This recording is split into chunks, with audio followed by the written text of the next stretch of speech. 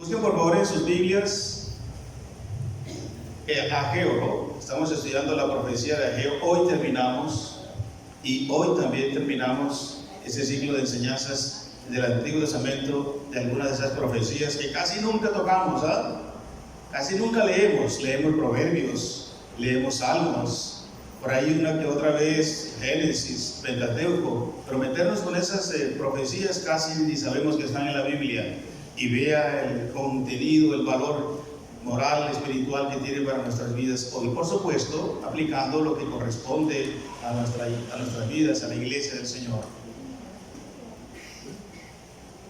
La semana antepasada habíamos hablado de que trabajar en la obra del Señor es prioritario como manera de tema, ¿se acuerdan? Basado en que la prioridad de la obra de Dios. Ese es el título que le he dado en el caso del estudio personal del libro de Ageo. Pero hoy trabajaremos ese título, ese tema que había ahí. Priorizar la obra del Señor trae bendición. Priorizar o darle el valor, la importancia, la relevancia a trabajar, a servir en la obra del Señor trae bendición. Vamos a verlo hoy, la promesa del Señor para los hermanos o para su pueblo en el Antiguo Testamento. Le voy a invitar que abran Ageo capítulo 2. Vamos a leer inicialmente hasta el versículo 9. Ageo 2, 1 a 9. ¿Lo tienen ahí en sus Biblias? Al frente también pueden leerlo. Entre tanto yo lo voy aquí desde acá leer para todos. En el mes séptimo, a los 21 días del mes, vino palabra de Jehová por medio del profeta Ageo, diciendo: habla ahora a Zorobabel, hijo de Salatiel, gobernador de Judá, y a Josué, hijo de Josadac, sumo sacerdote, y el resto del pueblo, diciendo: ¿quién ha quedado entre vosotros que haya visto esta casa en su gloria primera, y cómo la veis ahora? ¿No es ella como nada delante de vuestros ojos? Pues ahora, Zorobabel, esfuérzate, dice Jehová, esfuérzate también, Josué, hijo de Josadac, sumo sacerdote, y cobrad ánimo, pueblo todo de la tierra, dice Jehová, y trabajad, porque yo estoy con vosotros, dice Jehová de los ejércitos. Según el pacto que hice con vosotros cuando salisteis de Egipto, así mi espíritu estará en medio de vosotros, no temáis. Porque así dice Jehová de los ejércitos: de aquí a poco yo haré temblar los cielos y la tierra, el mar y la tierra seca. Y haré temblar a todas las naciones, y vendrá el deseado de todas las naciones, y llenaré de gloria esta casa, ha dicho Jehová de los ejércitos. La gloria postrera de esta casa será mayor que la primera, ha dicho Jehová de los ejércitos, y daré paz a este lugar, dice Jehová de los ejércitos. Vamos a leer inicialmente hasta allí. Volvamos al tema, agradezco a José. Entonces, les decía que hace 15 días habíamos establecido como manera de tema que trabajar en la obra del Señor es prioritario. Si todavía no lo has decidido, hoy escucha esta palabra también. Y todavía estás dedicada mayormente a otros quehaceres que no son o que no usas para la gloria de Dios. Bueno, el Señor dice hoy que priorizar la obra del Señor te trae bendición. Hoy veremos que el Señor mismo nos anima a su obra. El Señor mismo es el que dispone o produce el animar a su pueblo y a nosotros como su iglesia para su obra. También reprende a aquellos negligentes y perezosos y descuidados, pero a los comprometidos, a los fieles, les promete sus firmes promesas de bendición. Usted, me escucha en esta mañana, ¿es negligente o fiel al Señor y a su servicio? Levanten las manos los negligentes. Uno. Qué bien. Dos. Yo pensé que nadie iba a levantar la mano. Gracias por ayudar. El Señor quiere que seamos fieles. Si todavía no lo estamos siendo, bueno, todavía tenemos vida y todavía hay posibilidad de resarcir. En primer lugar, basado en las citas que vamos a continuación a estudiar, de los versículos 1 al 23, de la profecía de Ageo en el capítulo 2. Un primer aspecto que quiero señalar aquí es que el Señor mismo nos anima por su obra o para su obra. Como cantábamos hace un momento en una de las alabanzas, hazme un siervo para tu gloria. El Señor se caracteriza por darnos ánimo. Nuestro Dios es un Dios de ánimo, que aviva nuestra alma, nuestro espíritu, porque Él sabe la envergadura, la trascendencia y la magnitud de su obra, porque es suya, y Él es grande, amplio, supremo, y lo que Él tiene trazado para nosotros siempre son pensamientos de bien, de bendición, y para la humanidad. Por eso Él quiere varones, mujeres, niños y adultos animados, dispuestos para su obra. Ayúdenme por favor. Vamos a leer entre los versículos 1 al 3. Los versículos 1 al 9, todo es una palabra de ánimo para levantar al pueblo otra vez a retomar la obra que leímos en el capítulo 1, que todavía no ha comenzado. Casi un mes después, vuelve otra vez la palabra en el capítulo 2, versículo 1. Basados en esos versículos que ustedes tienen en sus Biblias, que ya hemos leído, ayúdenme. ¿A quién anima el Señor para o por su obra? Primero, ¿anima a quién? ¿A quién anima? Versículos 1 al 3. En segundo lugar, anima, vamos a decirlo así, a los dirigentes, a los gobernantes, en cabeza de Zorobabel, el gobernador de Judá para la época. Anima a los que tienen el honor, la dignidad de ser los líderes del país, de la ciudad, del municipio, en fin, a los gobernantes, a los dirigentes, en este caso en cabeza de Zorobabel. También anima a quién, en cabeza de Josué, a los líderes espirituales o a los líderes religiosos, en este caso en cabeza de Josué, el sacerdote para la época. Y en tercer aspecto, versículos 1 al 3, también anima a quién, a todo el pueblo. Por lo tanto, la obra del Señor requiere la participación activa de todos, no solamente de aquellos que Dios ha dado la función de gobernar, de liderar una ciudad, un país, una vereda, etcétera, sino también a nosotros aquellos que por su gracia y bendita misericordia nos ha llamado a servirle en el área religiosa. Y por supuesto a todos, haciendo entonces la aplicación en el contexto de hoy, todos ustedes, hermanos, como iglesia, nosotros como líderes religiosos, espirituales, somos llamados a involucrarnos en la obra del Señor como una prioridad, porque ella trae bendición. Todos ustedes tienen participación en la iglesia del Salvador. No es más que usted se disponga delante de Dios y diga, Señor, heme aquí, y luego se haga partícipe de manera más práctica en la vida de la iglesia y se disponga delante del Señor y delante de nosotros para ubicarles, ponerle algo al servicio de la obra de Dios, porque todavía la mies sigue siendo muchas, y los obreros siguen siendo pocos. Mire, aquí hay muchos obreros, pero obreros, ¿cómo los calificamos? Bueno, todavía no, vamos a seguir estudiando. Entonces, el Señor anima para su obra o por su obra a todos, los del gobierno, líderes religiosos y el pueblo. El Señor lo que quiere es que haya una unidad de objetivo, de propósito, de adorar al Señor y de servirle lo mucho que hay que hacer en la obra del Señor, bien sea material, ya bien sea social, bien sea por supuesto espiritual, oración, discipulado, evangelismo, visitación, actos y obras de misericordia, etc. Eso quería el Señor para su querido Israel y Judá en la época, porque no lo estaban haciendo, se habían olvidado, abandonado de la obra del Señor y estaban dando demasiada prioridad a sus quehaceres personales, a sus propias casas, a sus propios negocios, a sus propios proyectos de vida, y se habían olvidado quién los había vuelto de Egipto, de Babilonia y de esos lugares donde en otras épocas habían estado esclavizados. ¿A qué los anima el Señor? Miremos ahora entre los versículos 4 y 5. ¿A qué los anima el Señor? Hay unos 4 verbos en forma de mandatos, usted se ha percatado. Por supuesto, yo lo estudié y lo sinteticé, ustedes tendrían que mirarlo. Y quiero rescatar allí. ¿A qué los anima el Señor? Miren esto.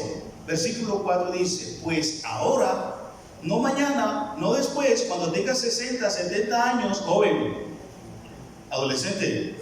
Cuando tenga ya 50 años, que ya haya disfrutado mucho, me voy a esforzar en la obra, para la obra del Señor. No, ahora Zorobabel, el líder político, el gobernante de turno de la época, esfuerza. Entonces, ¿a qué los anima el Señor? Aquellos sujetos que hemos mencionado en el punto inicial, a esforzarse por la obra del Señor, que está abandonada, que está derribada, que necesita ser levantada, al templo donde el Señor presentaba su gloria, donde se rendían honores, ofrendas y sacrificios en adoración a Él, desde donde en cual se impartía la orientación para Judá, que ellos abandonaron. Así que los anima a esforzarse. Dice el versículo 4, Josué, hijo de Josadac, sumo sacerdote, esfuérzate también.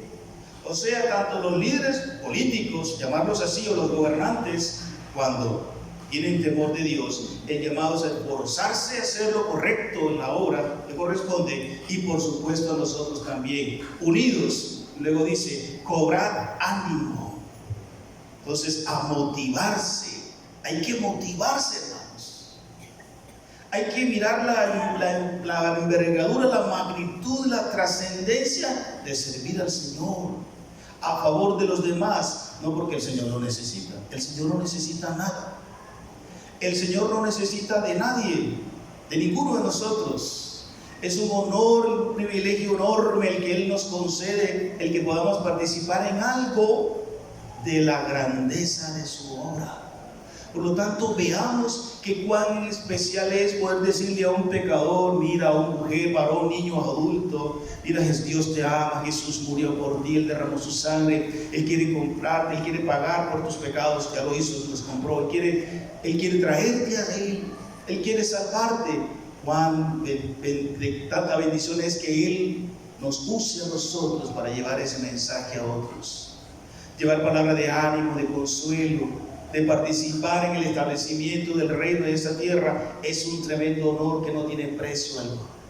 Amados, el llamado a nosotros es a esforzarnos y a motivarnos. Hay que esforzarse en la obra del Señor. A veces somos negligentes. Tienen razón los que levantamos la mano, los 4, los 5, los 6. Nos falta más esfuerzo. Nos conformamos con poco. ¿Cuántos años tiene de ser creyente? De conocer a Jesús como tu Señor y Salvador. 1, 5, 10, 20. ¿No hemos entendido esto? Que sí, esforzaos, trabajar duro. El Señor se esforzó, lo dio todo en la persona de Jesús, trabajó duro por nosotros. Sí, así como lo oyen. El Padre hasta ahora trabaja, dice Jesús, y yo también trabajo como mi Padre. Y Jesús incansable en las madrugadas orando, que eso no es trabajo. Orando por la humanidad, orando por la redención del mundo, orando por su sacrificio, orando por sus discípulos, por la formación, el establecimiento de ellos. Y luego en el día, después de trasnochar, iba a los montes, a los valles, a todas partes a predicar el establecimiento del reino de Dios. Jesús se esforzó y la victoria la logró. Y nosotros, ustedes y yo, somos parte de ese esfuerzo del Señor Jesús, de esa motivación que tenía, de ese ánimo que tenía el Señor Jesús siempre. Y a veces nos invitan a orar, a estudiar, a visitar, a acompañar a la obra de la iglesia, a la obra del Señor, y no tenemos la misma disposición. Pero vamos a, ¿qué te gusta? ¿Qué es lo que más te gusta? Piensa, ¿qué es lo que más te gusta?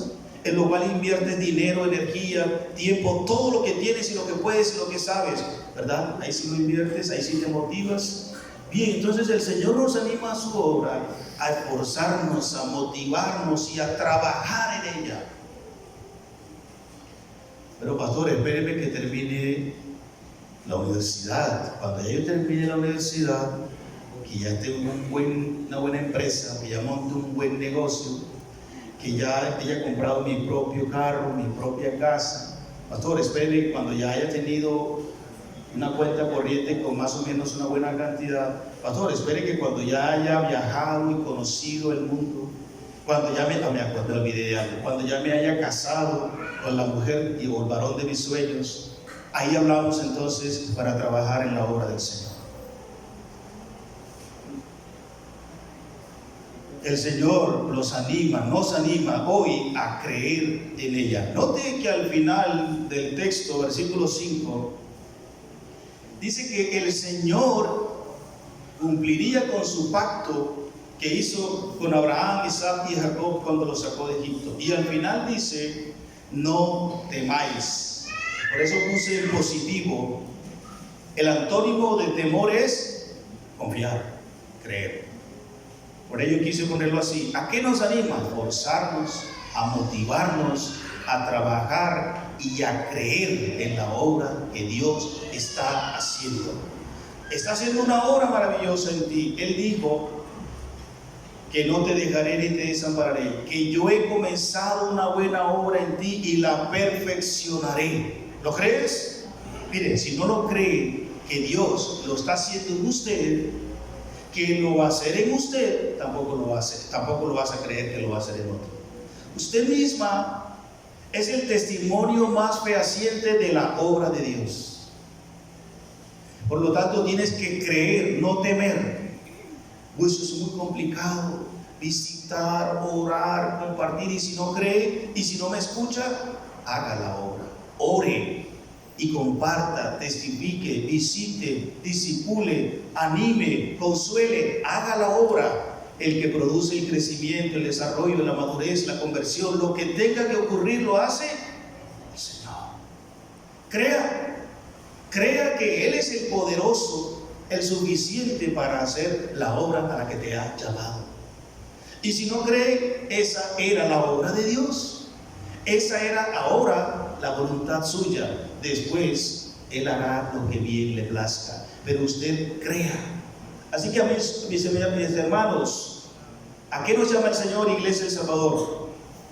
A esforzarnos por la obra suya, a motivarnos, a animarnos, cobrar ánimo, a trabajar incansable en la noche, en el día, cualquiera sea el tiempo que el Señor nos llame.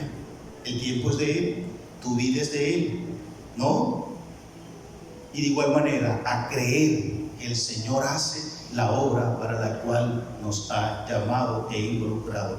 Eso llamó y animó a Ageo, a Zorobabel, a Josué y a todo el pueblo. Y hoy día la palabra nos dice también a nosotros como Iglesia El Salvador. Ahora bien, ¿cómo nos anima? Interesante aquí lo que viene a continuación. ¿Cómo nos anima en medio de la crisis espiritual, económica, política que estaba pasando Judá? El Señor los llama a servir, a trabajar con corazón. ¿Cómo nos anima? En primer lugar, dice el versículo 4 y 5, la última parte del 4. Porque yo estoy con vosotros, dice Jehová de los ejércitos. La última parte del versículo 5. Asimismo, mi espíritu estará en medio de vosotros. Por eso es que no temáis, sino confíen, como ya hemos destacado. Entonces, un primer aspecto, hermanos, para creer que el Señor cumple con su obra, cumple con su palabra, es que Él nos anima asegurándonos, a ellos asegurándoles su presencia y a nosotros asegurándonos que Él está con nosotros, que Él va con nosotros, que Él va al frente nuestro, que contamos con su respaldo, que pase lo que pase, venga lo que venga, nos resistan, nos rechacen, nos agredan, Él está con nosotros. Se lo prometió a ellos, a Israel: vamos, levántense, trabajen, esfuercen, cobren ánimo, que yo estoy con ustedes. Le dice mi pacto a Abraham, Isaac y a Jacob, y yo cumplo, dice Jehová. Él es fiel, Él está contigo, Él está con la Iglesia del Salvador, Él está con su iglesia. ¿Cuántos lo creen? Entonces a trabajar, hermanos. Entonces, hermanos, a priorizar la obra del Señor, porque ella trae bendición sobre tu vida, mi vida, sobre nuestras vidas. También, ¿cómo los anima? ¿Con qué palabra los anima el Señor? Anunciándoles su poder, su obra poderosa. Dice así el versículo 6, dándole razones, porque así dice Jehová de los ejércitos: He aquí a poco yo haré temblar los cielos y la tierra, el mar y la tierra, y haré temblar a todas las naciones, y vendrá lo deseado de todas las naciones, y llenaré de gloria esta casa, ha dicho Jehová de los ejércitos. El Señor anuncia que Él se manifestará con poder en esa época, en el mundo, en la tierra, en las naciones, y haría una obra tal. La idea de ahí del deseado es lo deseado. Indica que aquello que Judá necesitaba para resurgir, para levantarse, y aquella gloria que en otras épocas Judá, Israel, el templo tenían, Él, el Altísimo, el Todopoderoso, Jehová de los ejércitos, traería nuevamente. La idea de la traducción es que Él traería lo que otras naciones tienen, que no tenía Judá para la época, para otra vez enriquecer a Judá, para otra vez proveer para la restauración del templo. Y así fue, y así ha sido con Israel, el Israel actual. Ellos fueron dispersados por muchos lugares del mundo, y cuando el Señor otra vez, a través de las Naciones Unidas, dio otra vez a Israel como nación, todos esos judíos, y aún algunos que vivían en otros países que no habían nacido en Israel, pero de ascendencias judías, trajeron las riquezas de esos lugares para Israel nuevamente. Así ha sido. El Señor ha cumplido con su palabra. Amados, el Señor también hoy con su poder respalda a su iglesia. Hermanos, ¿de dónde lo tenemos? ¿De dónde vamos a hacer para hacer esta obra? Esto es muy grande, eso vale mucho. Miramos, hacemos un censo del presupuesto de la iglesia, y aquí no alcanza para 3, 4, 20, 100 mil millones. Hermanos, si el Señor te invita a participar en su obra, dile: Señor, tú llamas, tú provees. El Señor estaba diciéndoles a ellos, ¿cómo los animaba? Anunciándoles que Él iba a manifestarse poderosamente y que Él iba a traer la riqueza de otras naciones para otra vez restaurar el templo. Y así fue. ¿Cómo los anima? Garantizándoles su provisión. Versículo 7 que hemos destacado, y el versículo 8. Mía es la plata y mío es el oro, dice Jehová de los ejércitos. ¿Cómo iban a levantar ellos el templo? ¿Cómo iban a construir otra vez las paredes? ¿Cómo iban a acondicionar con toda la indumentaria que sabemos, lujosa, costosa, que tenía el templo? Porque el Señor merece lo mejor. Dice el Señor: ustedes arrepiéntanse, ustedes trabajen, ustedes anímense, ustedes involúcrense, y que yo me encargo del dinero, porque mía es el oro y la plata. ¿Qué más, hermanos? Eso le dio el Señor a Judá, a Zorobabel y también a Josué, el sumo sacerdote. Les garantizó su provisión. ¿Y cómo los animó el Señor? Devolviéndoles su honor. El Señor también les garantizaba en el versículo 9: la gloria postrera de esta casa será mayor que la primera, ha dicho Jehová de los ejércitos, y daré paz en este lugar, dice Jehová de los ejércitos, el Dios Todopoderoso. Hermanos, el Señor había prometido, y el Señor siempre cumple. El templo volvería otra vez al esplendor, a la gloria, a sus funciones que tenía en otras épocas, con un sumo sacerdote sujeto, abnegado, comprometido con el Señor. ¿Quieres también restauración en este sentido? Mire, ¿cómo te anima el Señor? Hoy también esa palabra es para ti. Iglesia El Salvador, esa palabra también es para nosotros. Pero priorizar la obra del Señor te traerá bendición, sí, y cuando le das el primer lugar al Señor en tu vida, Él te asegura su presencia. También anuncia para ti que Él hará lo que no tienes en mente, proveerá lo necesario para lo que Él apruebe en tu vida. Y de igual manera, cualquier honor, cualquier gloria que se haya perdido por causa de tu negligencia, rebeldía o pecado, volverá a resurgir otra vez en tu vida, en nuestra vida, en la vida de la iglesia, de su iglesia en términos generales. Pero había necesidad de algo para con Judá. El Señor primero los anima, como ya hemos estudiado, pero también era necesario tener que hacer una fuerte reprensión frente a la infidelidad que Judá estaba manejando. Versículos 11 al 13, 10 al 13. El Señor reprende a Judá por su obra. A los 24 días del mes noveno, en el segundo año de Darío, ¿cuántos?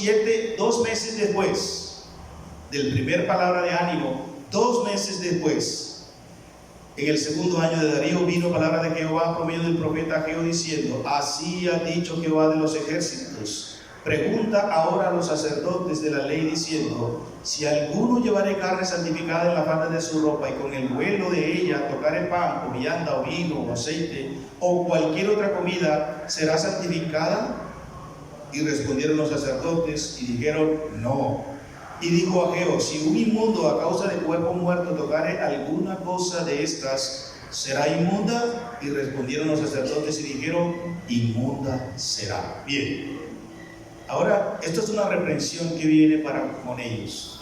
Han pasado 2 meses después de esa palabra de ánimo y todavía estaban sentados como están sentados. No sé si están sentados ustedes en esta mañana. Y 2 meses después el Señor espera. Ese es el Señor. El Señor espera. El Señor da una palabra y da un margen determinado de tiempo, genera las condiciones para que nos levantemos, reaccionemos y actuemos. 2 meses. No actuaron, el Señor ahora toca reprenderlos mediante una ilustración. ¿Sí se percatan?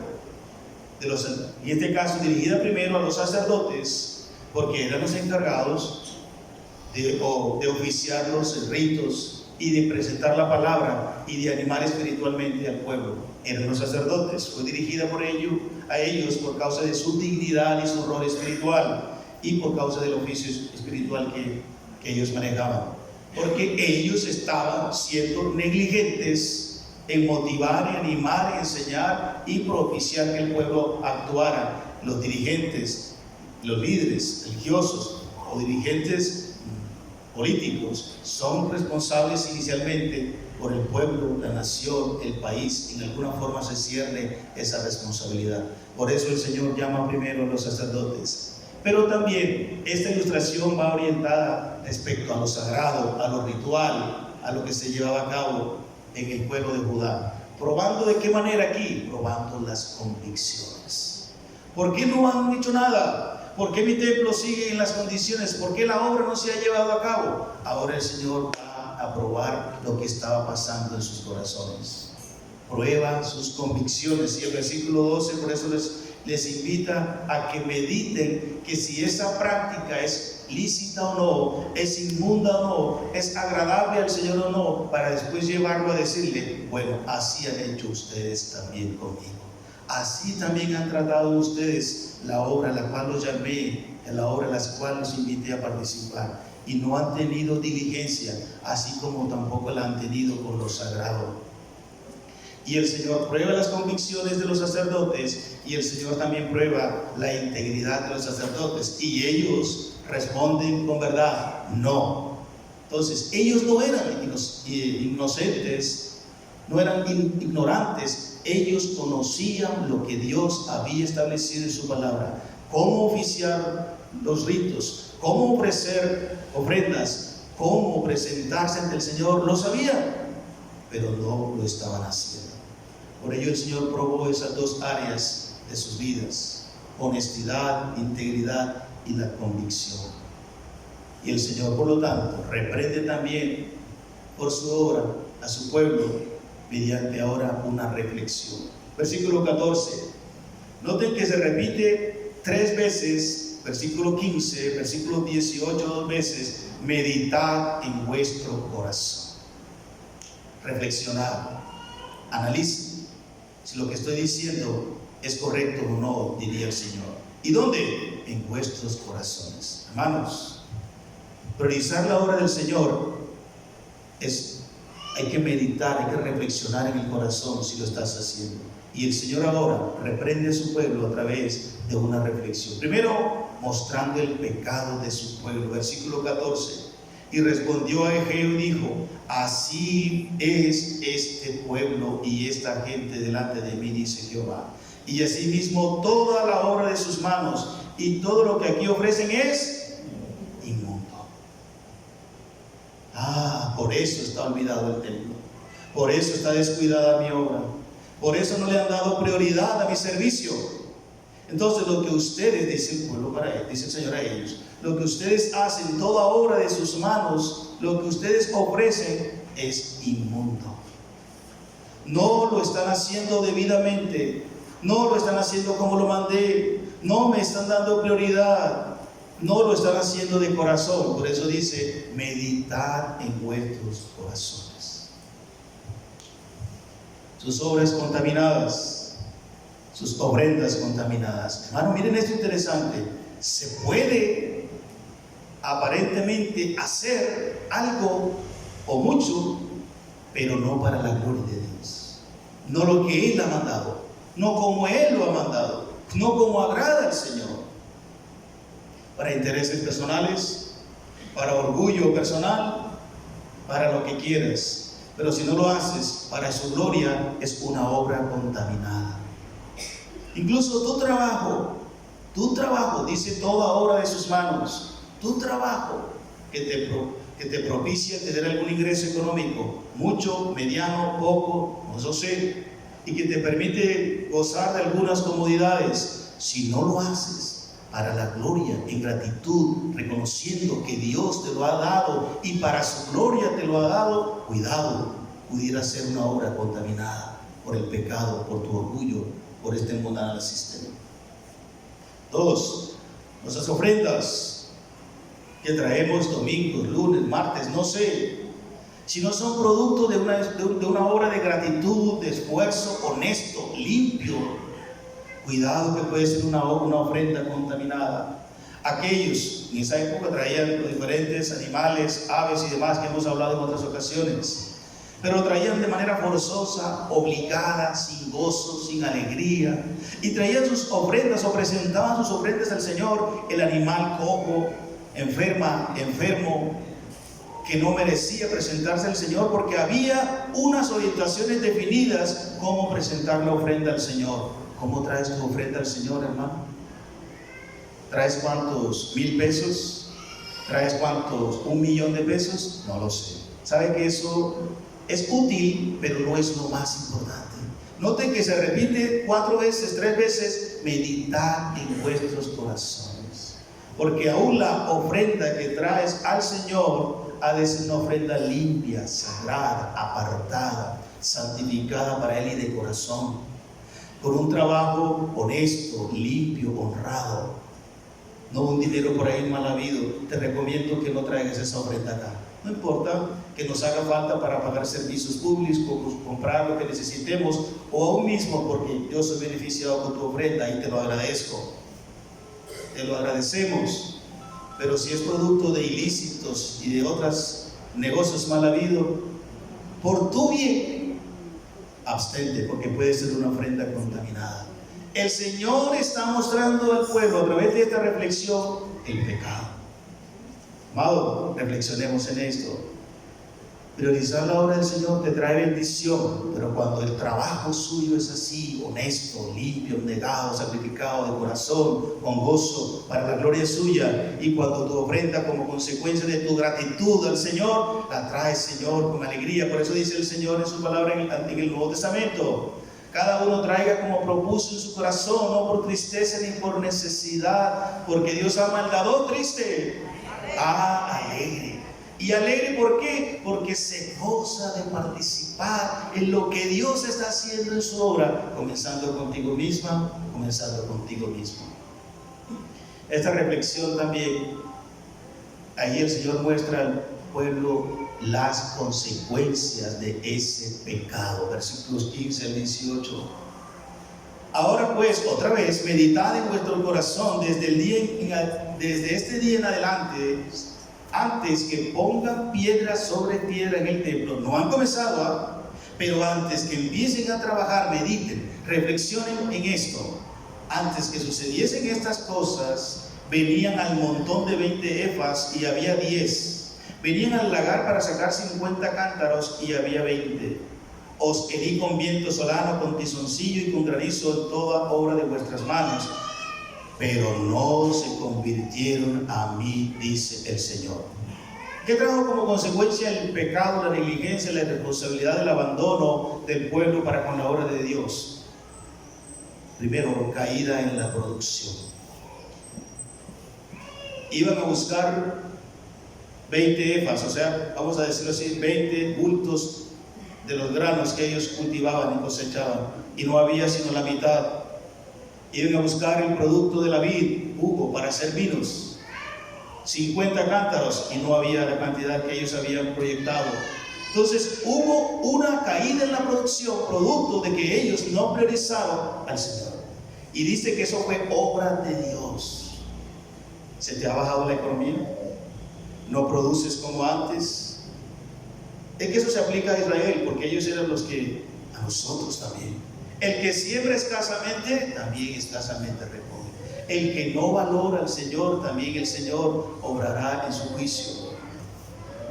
También caída de la producción y pérdida de las cosechas. Dice el versículo 17: os herí con viento solano, viento fuerte que arrasó y tumbó los cultivos.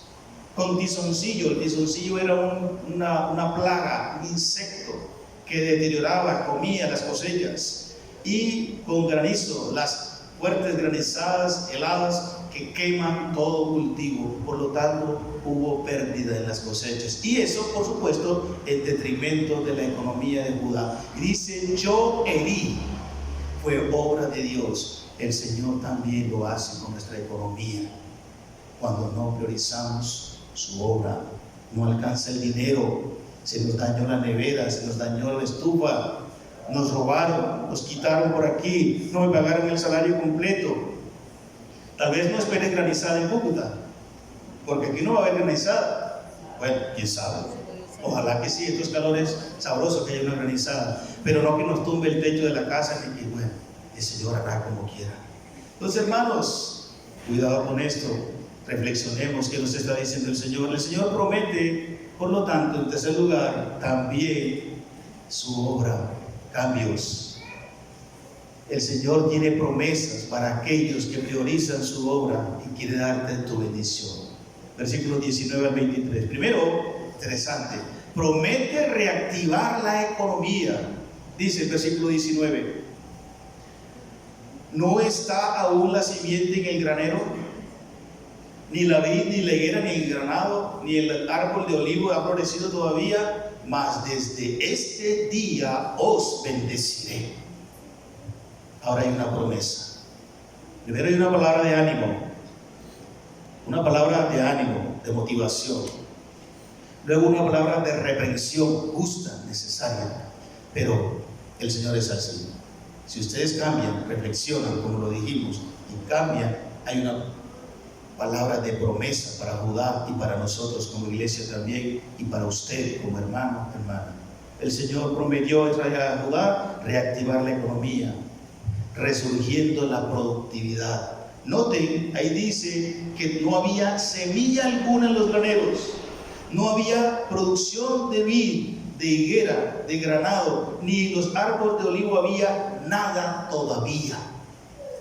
Pero el Señor promete que de ahora en adelante todo eso va a florecer otra vez. Dice: desde hoy les digo que los voy a bendecir si cambian de actitud. Por lo tanto, resurge la productividad sin recursos básicos, aunque no haya nada. Que leímos, que estudiamos hace unos días en Habacuc, ¿se acuerdan? Aunque la higuera no florezca, ni en las vides haya frutos, ni haya vacas en los corrales, no haya nada, con todo, dijo Habacuc, yo me alegraré en Jehová y me gozaré en el Dios de mi salvación. Ahora aquí, una profecía a través de otro siervo de Dios, a su Judá querida. El Señor le dice: aunque no haya nada de eso, yo soy el Dios soberano y haré que todo eso resurja otra vez y se reactive la economía de Judá y su economía y nuestra economía también. Sin capital de inversión, por supuesto. Si no hay producción, no hay dinero para nada. Así ocurre también. ¿De dónde saldrá la plata? Pastor, no tenemos nada. Busca al Señor. créele al Señor, conságrate al Señor, sírvele al Señor de corazón, no a la fuerza, no obligado, no obligada, no quejando, no murmurando, de corazón. Y vas a ver cómo tu economía, cómo tu vida espiritual, social y conyugal va a mejorar. Es una promesa, lo cumplió para Israel y lo he visto también. Yo sé que aquí hay testimonios de eso. Bendiciendo a la nación, dice el versículo de la última parte: desde este día os bendeciré. Hermanos, cuando el pueblo, la iglesia de Dios, también es un elemento de bendición para la ciudad, para el país. Cuando la iglesia del Señor también es negligente, apática a servir al Señor, el Señor también acarrea disciplina sobre la vereda, sobre el caserío, sobre el barrio, sobre la ciudad, sobre el país. La iglesia del Señor es columna y baluarte de la verdad en cualquier lugar donde se encuentre, así usted en su familia y así la iglesia del Salvador en la ciudad. De tal manera que cuando la iglesia asume la prioridad del Señor, su obra, como algo importante, también el Señor trae bendición a la nación, a la ciudad. ¿Seguro? A su manera, a su tiempo. Hermanos, nosotros somos de bendición para Cúcuta. Pero una iglesia que se humilla, que obra, que trabaja, que sirve de corazón al Señor, aunque el mundo no nos dé gratitud por esto, por causa de la bendición, por causa de la iglesia, el Señor trae bendición al país y a la ciudad. El Señor promete también por su obra estabilizar el gobierno. Interesante esto, versículos 20 y 21. Vino por segunda vez palabra de Jehová a los 24 días del mismo mes, diciendo: habla Zorobabel al gobernador de Judá, diciendo: yo haré temblar los cielos y la tierra, y trastornaré los tronos de los reinos, y destruiré la fuerza de los reinos de las naciones, trastornaré los carros y a los que en ellos suben, y vendrán abajo de caballos y de sus jinetes, cada cual por la espada de su hermano. En aquel día, dice Jehová de los ejércitos, yo tomaré a Zorobabel, hijo de Salatiel, siervo mío, dice Jehová, y de ti te pondré como anillo de sellar, porque yo te escogí, dice Jehová de los ejércitos. Miren, cuando la iglesia, el pueblo de Dios se humilla y clama a Él y obedece a Él, ¿qué promete el Señor? Bendición, sanaré la tierra.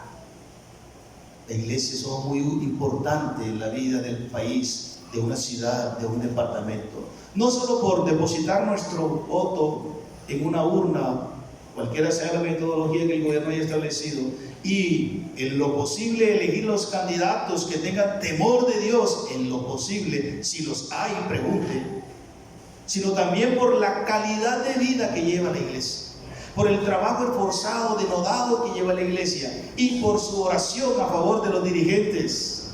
La Biblia nos manda a orar por los que están en eminencia, para que vivamos quieta, justa y reposadamente. Hay que hacerlo, iglesia, hay que hacerlo, hermano. Y el Señor prometió a Judá estabilidad, poniendo obviamente un gobierno o un gobernante conforme a su corazón. Y prometió estabilidad con su autoridad anunciada por el profeta, como hemos estado leyendo, dirigida a su gobernante para la época, Zorobabel. Y no solamente con autoridad, sino también con su poder, dice, trastornando a los dirigentes impíos. Todos esos dirigentes impíos, llámese presidente, senadores, representantes, alcaldes, gobernadores, concejales, diputados, en el caso nuestro, cuando no tienen temor de Dios, a su debido tiempo el Señor los trastorna, los va quitando. En aquella época el Señor iba a ratificar a su siervo Zorobabel, acabando con sus reinados, sus sistemas de gobierno, acabando con su fuerza militar. Más abajo dice el texto, versículo 22, dice: destruiré la fuerza de sus reinos, las naciones, trastornaré los carros y los que en ellos suben, y vendrán abajo los caballos y sus jinetes. Esa es la fuerza militar de la época. Bien, hermanos, aguarda, ora, trabaja, prioriza al Señor, ora por los dirigentes, elige dirigentes conforme al temor de Dios, y el Señor los trastornará a esos dirigentes impíos, acabará con sus reinados y acabará también con aquellos que les garantiza seguridad y detrás de lo cual se cobijan sus fuerzas militares. Y por último, el Señor promete estabilizar el gobierno con su voluntad. Dice el versículo 23, la última parte, que Él establecería a Zorobabel, su hijo. Al final dice, porque yo te escogí, dice Jehová. Hermanos, el Señor ratifica a quien ha llamado, elegido y establecido. El Señor quiere que su iglesia sea estable. El Señor quiere que tu vida sea estable, que su familia sea estable. El Señor quiere que el país, la sociedad sea estable.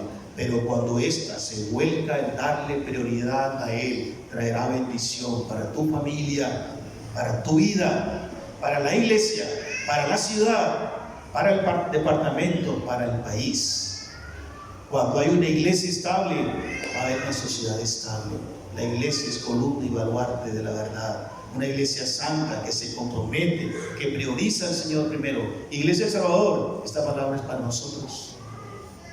El Señor en su bendita gracia y bondad, así sea. El Señor ratificó a Zorobabel y dice, le dio toda autoridad. La figura que utiliza ahí es como anillo de sellar.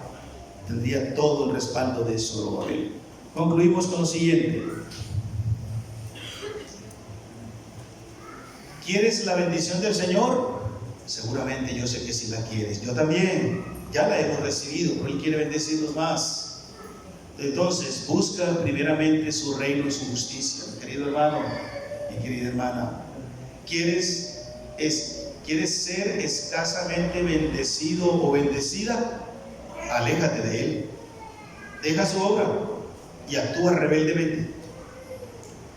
Recuerda, porque yo honraré a los que me honran y a los que me desprecian serán tenidos en poco, dice el Señor en 2 Samuel 2:30. Póngase de pie, por favor.